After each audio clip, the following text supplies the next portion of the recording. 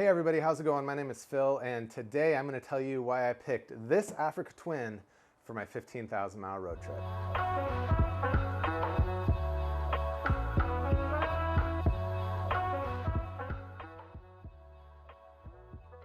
For those of you that don't know me, my name is Phil. I'm a photographer and filmmaker here in beautiful Portland, Oregon. And this summer I am riding this motorcycle to see a ball game in every single major league ballpark. So it's gonna be about 65 days on the road and anywhere between 13 and 15,000 miles of riding to get that done. And so to do that, I needed a new bike. So before I got this Africa Twin, I had a 2014 Versys 650, which I absolutely loved. The Versys is such a great bike. It was actually my second Versys. I had a 2010 as well, but it just wasn't suited to doing the type of mileage I need to do for this trip. So right off the bat, because I loved my Versys so much, I thought I was gonna end up with the Versys 1000 LT. So that went on the short list right away, along with the Africa Twin. I know a lot of people who have had this bike, put tons of mileage on it, absolutely love it. So I definitely wanted to take a closer look at the Africa Twin. And then I also wanted to look at the Yamaha Tracer 9 GT. So that was kind of my short list right off the bat.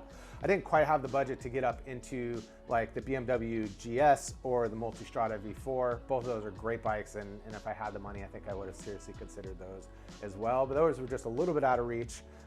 So I started with those three bikes.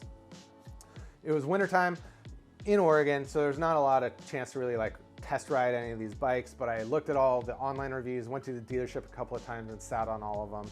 And I don't really know why, but I just didn't love the Tracer 9, so I kind of just eliminated that right away. I didn't love the screen. It didn't really feel like it kind of fit the way I wanted it to fit, sitting on it. And I think it probably would have been great, but it just like, it didn't feel like the right bike, so I was trusting my gut there. So I was down to the Versys and the Honda.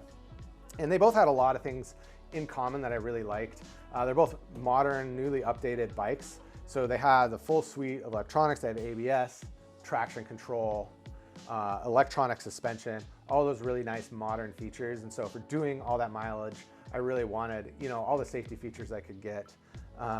And they also had good dealer networks across the country. Yeah, one thing about getting like the BMW or the Ducati is that I don't think I could count on finding a dealership anywhere I was if I ran into a problem with the bike, where a Honda or a Kawasaki, I'm pretty confident that any town in America is gonna have a dealership who can help me service the bike if I needed to.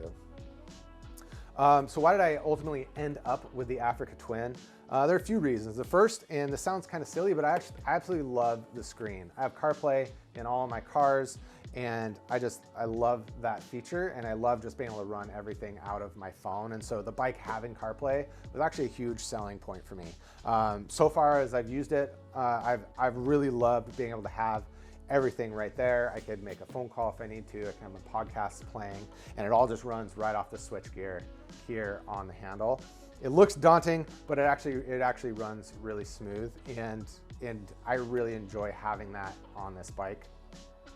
The second reason was actually the DCT. So this is the Adventure Sport model with the DCT transmission, and I've commuted a lot of years on a motorcycle here in Portland in stop and go traffic, and your clutch hand gets really, really tired. And so being in a bunch of big cities to see these games, I know I'm gonna run into rush hour traffic, stop and go traffic, and just having the DCT, I think, is gonna make that a lot nicer and a lot less tiring for doing all that time and all that miles in traffic.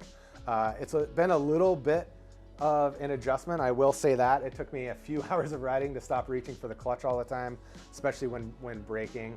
And I've noticed that the drive mode, I don't really love how short it shifts all the time. So I put it in Sport 1, it works really well, and I've really been enjoying it so far. It has cruise control as well. The Versys obviously has cruise control also, but the cruise control works really well. So it's really just set up for a lot of easy mileage on it. The third reason that I picked the Africa Twin, and ultimately what I think kind of swayed me to it, was the service intervals. So the Versys and a lot of the other bikes have 12,000 mile service interval for the valves. So you need to get the valves checked at 12,000 miles, which meant I would have to find somewhere out on the road to get that done. And that could cost me, I don't know, 4 days, 5 days, however long it would take a shop to get it done. The Africa Twin has the 16,000 mile service intervals on the valve check. So that means I can get the break-in service done here, go do the trip, and then get the valve service when I'm back here at home, kind of at my leisure with my local shop. And so that was a big selling point for me.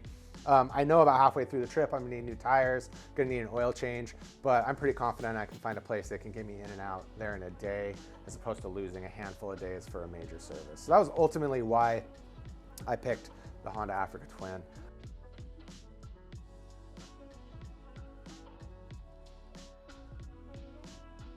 Doing a few modifications to the bike to get it ready for the trip.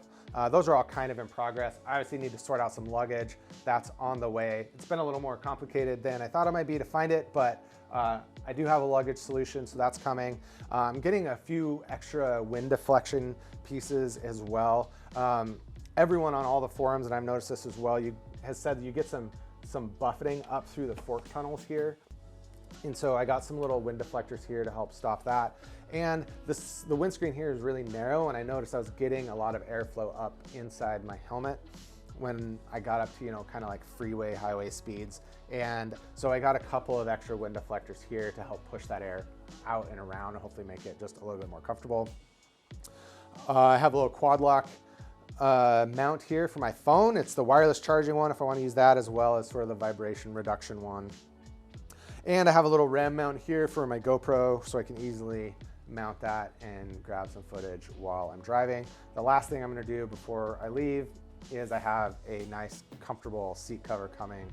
So that should be good. The seat is pretty good, but after a couple of hours, I've noticed it starts to get hard. I imagine I'll break in as I go, but I'm gonna have that seat cover as well to make it nice and comfortable for riding. But otherwise, I think I'm gonna roll with it pretty much stock. I'm sure I'll make some adjustments and tweaks along the way on the trip as well.